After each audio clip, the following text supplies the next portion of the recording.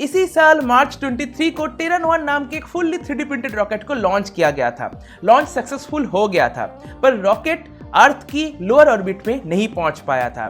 2 minute 48 seconds बाद second stage separation में Avon engine में कुछ खराबी आ गई थी। रॉकेट की जो इंजन है उसमें कुछ खराबी आ गई थी, जिस वजह से रॉकेट अटलांटिक ओशन में जाके गिर गया था।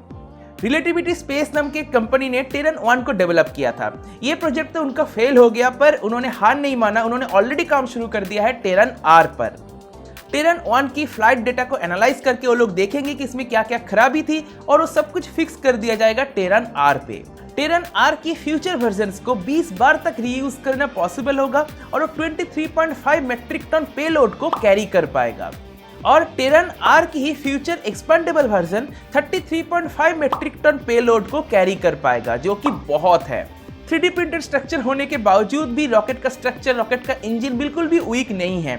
इसमें 13 एवन इंजन्स को यूज किया जाएगा, जो टोटल 3.35 मिलियन पाउंड्स की थ्रस्ट जनरेट कर पाएगा।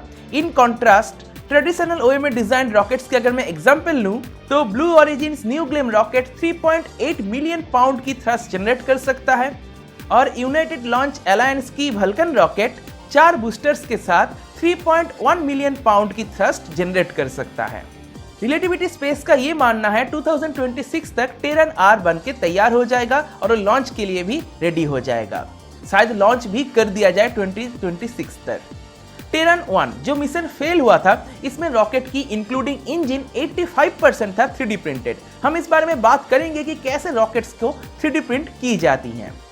अब ऐसा करने से रॉकेट की पार्ट्स काउंट बहुत ही कम हो जाती है। ट्रेडिशनल वे में जब रॉकेट्स को डिजाइन की जाती है, इसमें पार्ट्स 1 लाख से भी ज्यादा होता है, पर 3D प्रिंटिंग के साथ सिर्फ पार्ट्स काउंट बन जाती है 1000।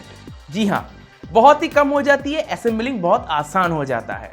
असेंबलिंग में, मैन्युफैक्चरिंग में लेबर कॉस्ट बहुत ही कम हो जाती है।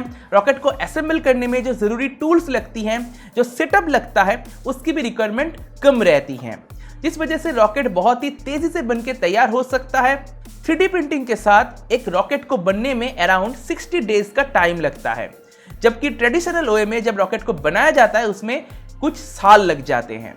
3D प्रिंटिंग टेक्नोलॉजी को यूज करने की वजह से रॉकेट की ओवरऑल ऑप्टिमाइजेशन अच्छे से हो पाता है, वेट मैनेजमेंट अच्छा होता है, इंजन को और ज़्यादा एफिशिएंट बनाना पॉसिबल है, डिज़ाइन में कुछ भी चेंजेस करना पॉसिबल है। जो एक ट्रेडिशनल वे में अगर रॉकेट को डिज़ाइन किया जाए तब जो चीज़ इम्प्रैक्टिकल था, जो चीज़ पॉसिबल नहीं था, वो 3D प्रिंटिंग के साथ पॉसिबल हो जाती हैं। तो ओवरऑल इससे रॉकेट की एफिशिएंसी इंप्रूव होती है। टेरन 1 अपना गोल तो अचीव नहीं कर पाया था, पर वो मैक्स क्यू स्टेट को सरवाइव कर गया था, जिस दौरान रॉकेट के ऊपर स्ट्रेस सबसे ज्यादा होती है, रॉकेट की बॉडी में स्ट्रेस सबसे ज्यादा होती है, उसको सरवाइव कर गया था। ये एक बहुत बड़ी अचीवमेंट है। तो रिलेटिविटी स्पेस ने दिखा दिया कि 3D प्रिंटिंग के साथ क्या पॉसिबल हो सकता है। इस रॉकेट को डेवलप करने में 2 तरह के 3D प्रिंटिंग टेक्नोलॉजी का यूज किया गया था, selective laser sintering and directed energy deposition. इन 2 मेथड्स को यूज किया गया था। डायरेक्टेड एनर्जी डिपोजिशन, इस टेक्निक को यूज की जाती है बड़े बड़े पार्ट्स को प्रिंट करने के लिए। इसमें एक रोबोटिक आर्म होता है जो मल्टीपल एक्सिस में मूव हो सकता है। एक तरह का एल्यूमिनियम टाइटेनियम एलॉय की wire as a filament use होती हैं, जो एक्चुअली में पिघलेगा और डेजिग्नेटेड बॉडी को बनाएगा।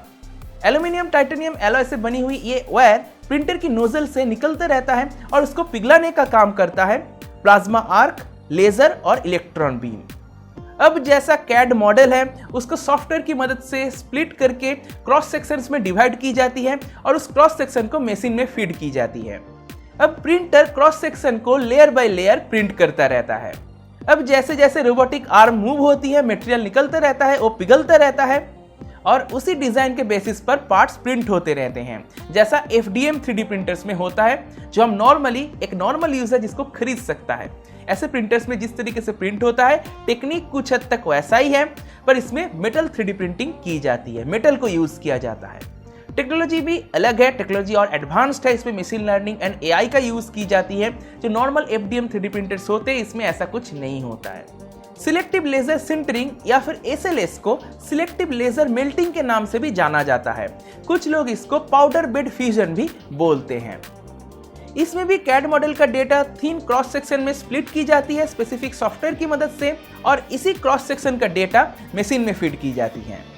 एक बॉक्स टाइप मशीन होती है बिल्ट इन विंडो के साथ। इसके अंदर एक बिल्ड प्लेट होता है और एक रोलर होती है जो मटेरियल को स्प्रेड करता रहता है बिल्ड प्लेट में। Roller side to side move करता रहता है और मटेरियल को स्प्रेड करता रहता है। अब जैसा डिजाइन मशीन में फिट की गई है, उस डिजाइन के बेसिस पर मटेरियल को हार्ड करने का काम करता है लेजर। लेजर का अपना हीट के चलते डेजिग्नेटेड स्पॉट्स जहां से लेजर गुजरा है, मटेरियल वहां पर बॉन्ड होकर हार्ड हो जाती है। अब बेड एक एक करके स्टेप नीचे जाता रहता है और एक के बाद एक लेयर बनता जाता है और अल्टीमेटली जाके पूरा पार्ट बन के तैयार हो जाती है।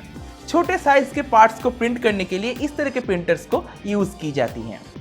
रॉकेट के कॉम्बस्टन चेंबर पर टेम्परेचर 3500 केल्विन तक हो जाती हैं, जो लिटरली किसी भी मेटल को पिघला सकता है। तो रॉकेट की नोजल या फिर कॉम्बस्टन चेंबर पिघलता क्यों नहीं है? क्योंकि साइमल्टेनियसली इन पार्ट्स को क्रायोजेनिक प्रोपेलेंट से कूल डाउन की जाती हैं। कूल डाउन के लिए लिक्विड हाइड्रोजन का यूज किया जाता है जो -253 डिग्री सेल्सियस में लिक्विड होना शुरू हो जाता है। लिक्विड हाइड्रोजन की सप्लाई के लिए थाउजेंड्स ऑफ पाइप्स को कॉम्बस्टन चेंबर के बॉडी में कॉम्बस्टन चेंबर के शेप में वेल्ड की जाती हैं। सेम नोजल के साथ भी की जाती हैं, जो कि बहुत ही ज़्यादा लेबर इंटेंसिव टास्क है। इसमें बहुत ही ज़्यादा टाइम लगता है और काफ़ी सारा पैसा भी खर्च होता है। तो कॉम्बस्टन चेंबर एंड रॉकेट नोजल की बाहर की टेम्परेचर है फ्रीजिंग कोल्ड और अंदर की टेम्परेचर है बॉइलिंग हॉट। तो इसी वजह से बैलेंस बनी रहती है और जो स्ट्रक्चर है वो पिघलता नहीं है। 3D प्रिंटिंग टेक्नोलॉजी से कॉम्बस्टन चेंबर एंड नोजल के साथ ही पाइप्स को प्रिंट की जाती हैं। इस वजह से यहाँ पर लेबर का खर्च बच जाता है, साथ ही साथ टाइम भी इसमें बहुत ही कम लगता है। Rockets are mostly filled with fuel, so containers को प्रॉपरली आइसोलेशन चाहिए इस फ्यूल को कैरी करने के लिए। कंटेनर्स को साथ ही लीक प्रूफ भी होना पड़ेगा, जो ट्रेडिशनल वे में अचीव करना थोड़ा सा मुश्किल होती है। पर 3D प्रिंटिंग के साथ ये चीज़ आसानी से पॉसिबल है। पूरा स्ट्रक्चर एक ही बार में प्रिंट होगा, तो मल्टीपल स्ट्रक्चर को जोड़ने की ज़रूरत यहाँ पर नहीं पड़ेगी। इसीलिए मैंने आपको बताया पार्ट्स काउंट यहाँ पर इतना कम हो जाती हैं। 3D प्रिंटिंग के साथ कुछ हज़ारों में पार्ट्स लगती है, जबकि ट्रेडिशनल वे में कुछ लाखों में पार्ट्स लगते हैं। तो बस दोस्तों, 3D प्रिंटिंग रॉकेट्स को लेके एक ब्रीफ डिस्कशन मैंने कर दिया है। मुझे उम्मीद है आपको वीडियो कहीं पसंद आया होगा, आपको वीडियो मजेदार लगा होगा। अगर वीडियो आपको पसंद आया तो वीडियो को लाइक करो, अपने दोस्तों के साथ शेयर करो। अगर अपने चैनल को सब्सक्राइब नहीं किया तो सब्सक्राइब भी कर लो। सब्सक्राइब करने के साथ नोटिफिकेशन बेल है, उसको जरूर टैप कर दो। इससे क्या हो जाए, मैं कोई नया वीडियो अपलोड करूंगा तो नोटिफिकेशन मिल जाएगी। इसी के साथ दोस्तों, इस वीडियो को मैं भी साथ करता हूँ। देने के लिए दोस्तों का बहुत बहुत धन्यवाद। बाय।